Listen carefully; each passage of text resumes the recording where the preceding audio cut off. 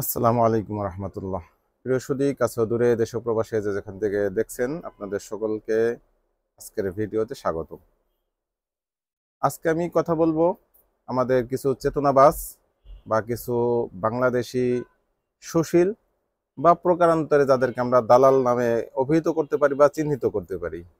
কেন আমি তাদেরকে দালাল সম্বোধন করলাম বা দালাল নামে অভিহিত করার মতো ইচ্ছা পোষণ করলাম, এর কারণ হচ্ছে আমরা বিগত 5ই আগস্টের গণঅভ্যুত্থান পরবর্তী বিভিন্ন রকমের নানা চড়াই উচ্চাই পার হয়েছি। তার ভিতরে একবার বাংলাদেশের জাতীয় পতাকা নিয়ে একটি কথা উঠেছিল, জাতীয় পতাকা, জাতীয় সঙ্গীত নিয়ে একটি কথা উঠেছিল। এরপরে বাংলাদেশের যে সংবিধান সেটা নিয়ে তো কথা উঠেছে, সেটা নিয়ে আলোচনা চলতেছে এবং এখন অবধি সেটা সংস্কার বা পুনর্লেখনের একটা চেষ্টা চলছে।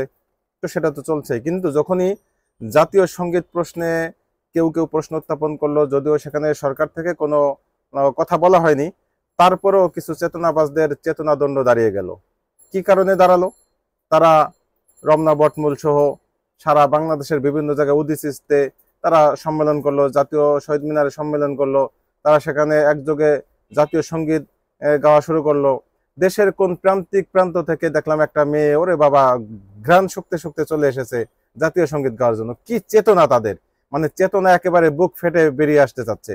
অথচ যেই মুহূর্তে বাংলাদেশকে নিয়ে ইসকন ষড়যন্ত্র করতেছে, যেই মুহূর্তে ভারতে বাংলাদেশের দূতাবাসগুলিতে ন্যাক্কারজনক আক্রমণ করা হচ্ছে, যেই মুহূর্তে ভারতে বাংলাদেশের পতাকাগুলিকে পুড়িয়ে জ্বালিয়ে তার সাথে অপমান করতেছে, যেই মুহূর্তে বাংলাদেশের সীমান্ত এলাকায় ভারত বিভিন্ন রকমের হুমকি ধমকি দিচ্ছে, ভারতে কোনো পণ্য সরবরাহ করা বন্ধ করে দেওয়ার ঘোষণা দিচ্ছে, বাংলাদেশকে ভিসা দেওয়া বন্ধ করে দিচ্ছে, এবং বাংলাদেশের সবচাইতে মানবাধিকার লঙ্ঘন যে বিষয়টা, যে বাংলাদেশের কোনো রোগী যেন ভারত চিকিৎসা না দেয়, এই মর্মে তারা ঘোষণা দিচ্ছে। এখন কিন্তু তাদের চেতনার দণ্ড আর খাড়া হচ্ছে না। কিরে বাবা, তোমাদের এত দুর্বলতা কেন, এত ধ্বজভঙ্গ কেন তোমরা? যে একটা বিষয় দেখলে তখন তোমরা খুব শক্ত হয়ে যাও, আর অন্য বিষয়গুলি দেখলে তোমাদের দণ্ড আর খাড়ায় না। এটা কেমন ধরনের মানসিকতা তোমাদের? বলবো, এই ধরনের ভুলভাল মানসিকতা পরিহার করো, একচোখা নীতি পরিহার করো। প্রকৃত পক্ষে ভালোবাসকে তোমরা ধারণ করো, দেশপ্রেমকে ধারণ করো, বাংলাদেশকে তোমরা অন্তরে ধারণ করো। তোমরা তো বাংলাদেশকে অন্তরে ধারণ করো না। বাংলাদেশের প্রতি তোমাদের ন্যূনতম মূল্যবোধ নেই। তোমাদের মূল্যবোধ শুধুমাত্র ওই রবি ঠাকুর, যে বাংলাদেশের জাতীয়তাবাদ বোধ ধারণ করতেন না, যিনি বাংলাদেশের একচ্ছত্রবাদ ভাবে নাগরিক না, যিনি শুধুমাত্র বাংলাদেশকে লক্ষ্য করে কোনো কবিতা কোনো কিছুই লেখেননি, বরং এই জাতীয় সঙ্গীতটা তিনি কোন প্রেক্ষাপটে গিয়েছিল সেটাও আমরা জানি। তো এমন একটা পরিস্থিতিতে তোমাদের চেতনার দণ্ড দাঁড়িয়ে যায়। কিন্তু বর্তমান বাংলাদেশের সবচেয়ে খারাপ যেই সময়গুলি যাচ্ছে তার ভিতরে একটা সময় এখন, তখন তোমরা চেতনা দাঁড়াচ্ছে না।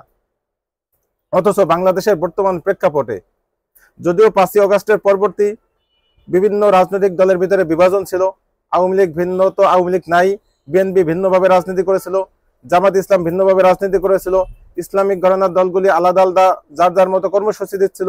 কিন্তু যখন ভারত প্রশ্নে, ভারতের আগ্রাসী প্রশ্নে যখন প্রশ্ন আসলো, যখন ভারত আমাদের উপরে দমন পীড়ন চালানোর মতো খামখেয়ালিপনা দেখাচ্ছে, আমাদের উপরে আক্রমণ করার মতো তারা সিদ্ধান্ত নেওয়ার মতো চিন্তা করছে, বাংলাদেশে শান্তি বাহিনী পাঠানোর জন্য তারা সুপারিশ করছে, যেই মুহূর্তে বাংলাদেশের জাতীয় পতাকা সহ সার্বিকভাবে বাংলাদেশকে অপদস্থ করছে, বয়কট করার মতো একটা সিদ্ধান্ত নিচ্ছে, সেই মুহূর্তে বাংলাদেশের সকল ঘরানার রাজনৈতিক দল আলহামদুলিল্লাহ একমত। শুধুমাত্র তোমাদের মতো বাম শ্রেণীর কিছু সুশীল নামধারী কিছু দালাল, যারা ইন্ডিয়ান দালাল, ইন্ডিয়ান লেসপেন্সার, রয়ের দালাল, প্রকারান্তরে তোমরা আওয়ামী দালাল।